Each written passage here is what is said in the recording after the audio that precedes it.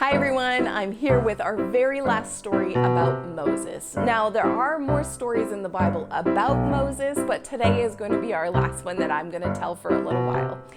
Today we're going to be talking again about how the Israelites were to be a light to the nations. Now remember, last week we talked about how God gave Moses the 10 Commandments to help the people how to know how to love God and how to love others. God used those 10 Commandments to help the people know something that is true about God. Do you remember what it is? It's that God is holy, He is perfect, and He is set apart. And because we can see that by those rules, it's hard, nobody can follow them. The Bible tells us that nobody follows them perfectly. We do our best, we ask God for help, and we ask for a course correction, and that God will help us when we do make a mistake. And He always forgives us. It's something that is beautiful about God. It's true about God, is that He has unending love, and He always offers us forgiveness. Isn't that wonderful? It's so good to know that that's true about God, that He will always love us and forgive us when we ask. Well, the people of Israel were given those 10 commandments that they were meant to know how to love God and love others.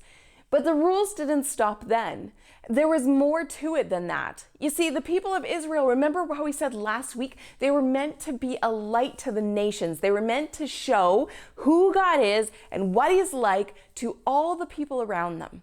They were meant to show that God is the one true God, and that He is love, and that He cares about people, and also that people are kind of broken. We know that about people because we see a lot of brokenness in our world, don't we? We see people that are unkind. We see people that get sick. We see things that happen in the world that are just awful and break our hearts. Know that things that break our hearts are things that break God's heart too. Well, God was telling the nation of Israel that they had a really, really important job to do. Their job was to show everybody who He is and what He's like by how they lived. Well, in order to do that, they had a lot of things that they had to do. They had so many rules around how they would live. They had rules about how to keep their houses clean. They had rules about how to do things if somebody got sick. They had rules about what to do if somebody didn't have any money. They had rules to do, they had rules about every part of their life, about how they were supposed to live and what they were supposed to do. And some of the rules were so particular that you read them and you scratch your head and go, God cares about even that? I assure you, it's true. God cares about even that. He cares about everything, all the details. Well, today I want to talk specifically about the tabernacle. So when Moses was up in on the mountainside and he was hearing from God about the 10 Commandments, he also got instructions about how to build the place where people could go to worship God. Now, you need to know that things are different now. And do you know why they're different? They're different because Jesus came. Jesus came and lived a perfect life.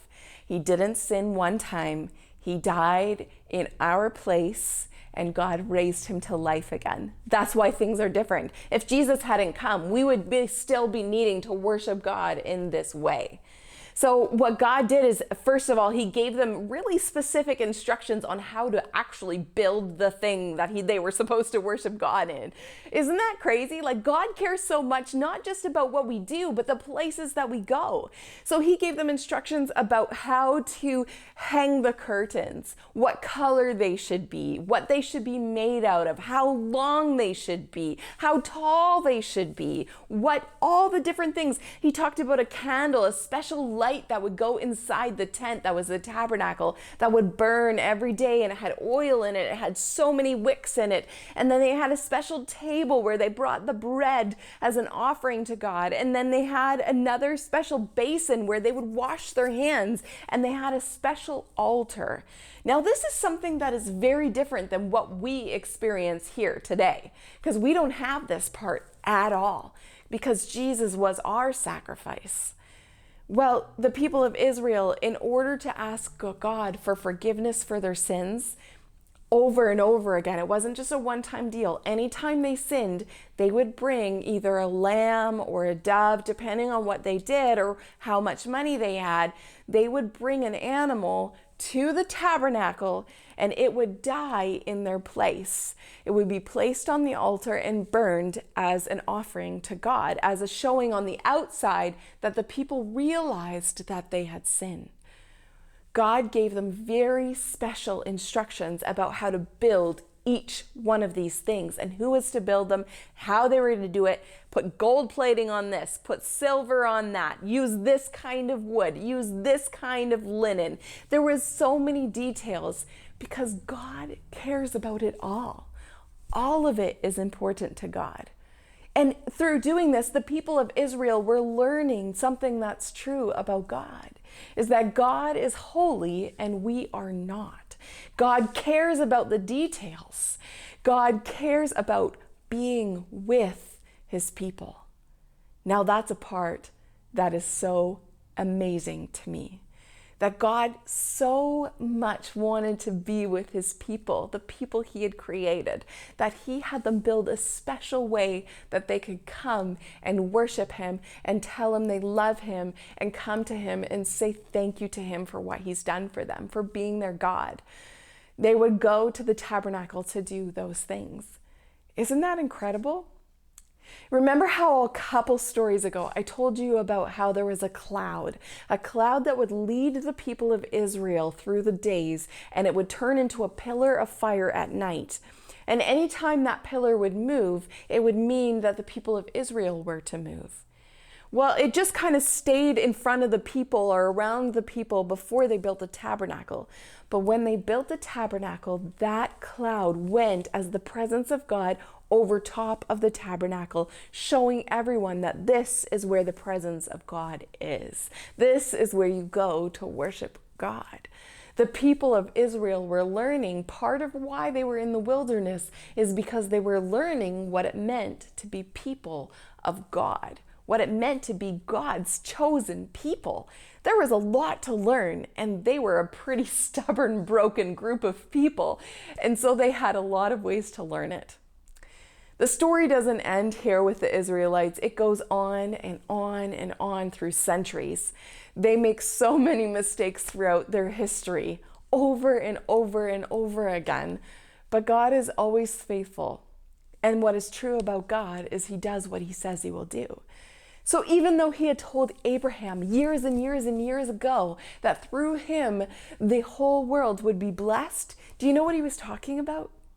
He was talking about how Jesus would come through the nation of Israel, that Jesus would be the blessing for the whole earth. And guess what? God keeps his promises. Israel was meant to be that light to the nations, to show everybody around them who God is and what he's like. And guess what? As followers of Jesus, guess whose job it is now? It's our job, yours and mine.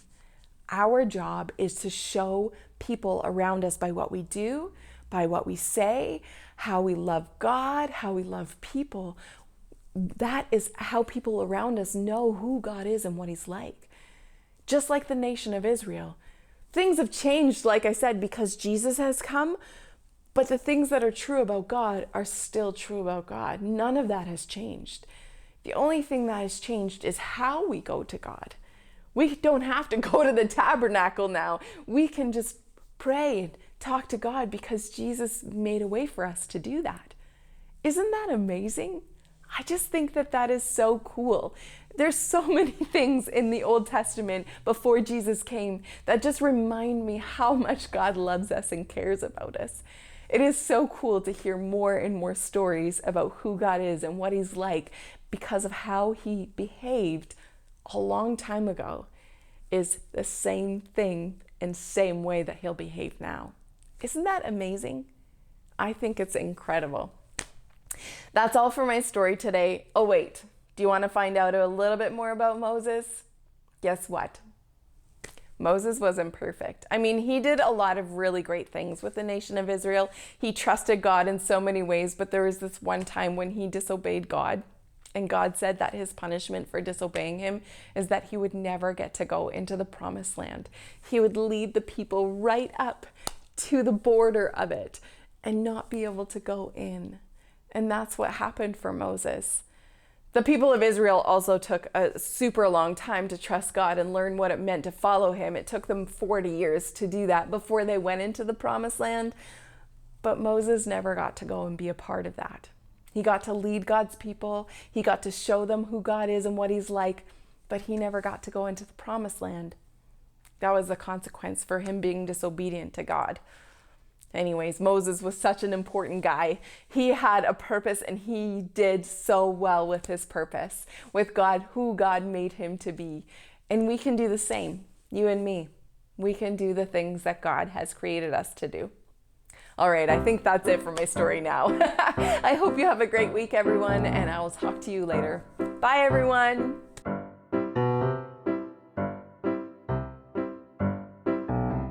Hi, hello, welcome. I've gathered us all here in the library today to do some very, very, very, very important work.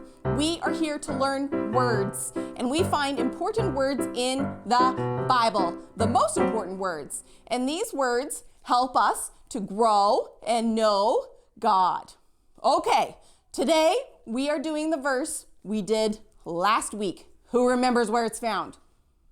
Jeremiah 42:6. Now, remember those two big words? Favorable and unfavorable. I remember those words, Myrna. I remember that favorable means that, let's think. Oh yes, if things go your way, and unfavorable means if things don't go your way or not as you planned. That's right. So if things go right or things go wrong, we will still obey God. That's right. That's exactly right. That's what Jeremiah 42:6 tells us. Let's say those words together all the way through.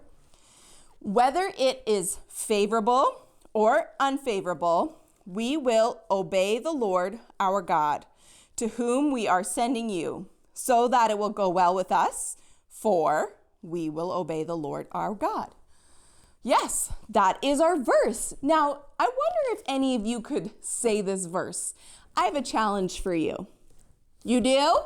I do. I have a challenge for all of you. Oh, that sounds like fun. If any of you can memorize this verse and send me a video of you saying this verse, I'm going to get you a prize. A prize? A prize for words? I love words. Me too. And I thought it would be fun if you could show me the verse that you've been learning last week and this week. So if you memorize the verse, send me a video of it and you'll get a prize. Wow, that's so exciting. I agree. Should we go over it one more time together before you go and practice on your own? Sure, let's do it. Are you ready? Whether it is favorable or unfavorable, we will obey the Lord our God, to whom we are sending you, so that it will go well with us. For we will obey the Lord our God. Jeremiah 42:6. All right, that's all you have for Words with Myrna and special guest Leora. We'll talk to you guys later. Myrna, Leora, out.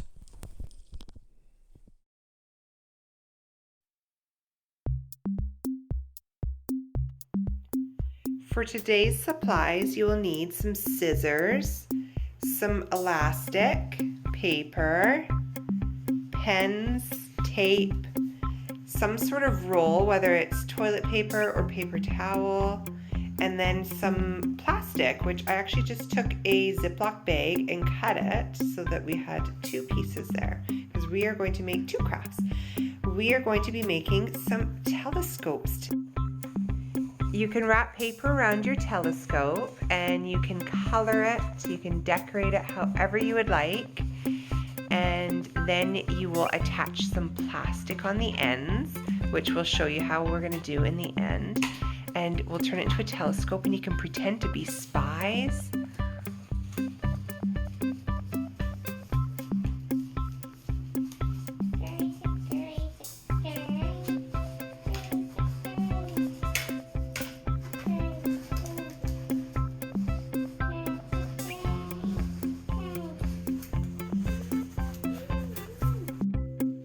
Once you're done decorating your telescope, you can take your piece of plastic, put it on the end, and then wrap an elastic around it to hold it on there. And go see what you can find. Pretend you're a spy, or go take a look at the beach and see what you can find in your telescopes.